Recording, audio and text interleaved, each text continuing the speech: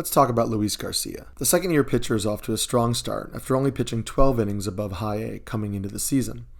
The right-hander has a 5-pitch mix, with his four-seamer being the most used pitch. The fastball is only 93 miles per hour, but has above-average vertical movement, and he keeps the pitch up in the zone well. However, its real benefit is how it pairs with his two best pitches, the slider and cutter. If you look at deserved ERA from Alex Chamberlain's pitch leaderboard, you can see just how effective these two offerings have been.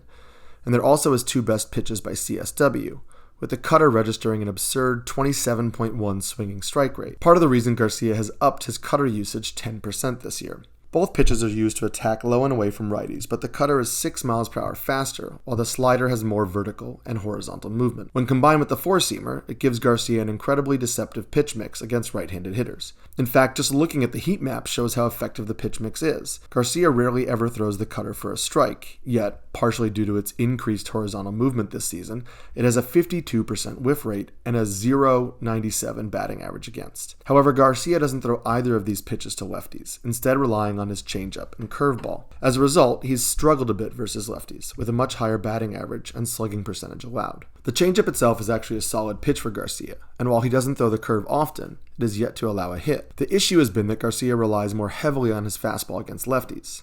Since the fastball itself is not a great pitch, it's been leading to hard contact. However, I think there's a solution in Garcia's pitch mix. His four-seamer actually mirrors his curve well, and we can see here that the two pitches work well off of one another. Garcia could up his curve usage to lefties, which would allow the four-seamer to play a complementary role again. Another solution is to simply throw the slider more to lefties. I know that has historically been a bad idea, but we can see from the pitch mix how well the change and slider mirror one another. Using one pitch down and in and the other down and away will allow him to give lefties a different look, or replacing some of his fastball usage with one of his better pitches. With the Astros rotation beginning to get healthy, Garcia may be pushed out of the rotation in the short term. However, I think there's reason to be optimistic about his long-term success, and I'd be looking to add him on the off chance Odorizzi gets hurt again or Urquidy's shoulder injury lingers more than we think. Garcia is a good arm on a team that knows how to treat pitchers, so there's a good chance he remains valuable this season.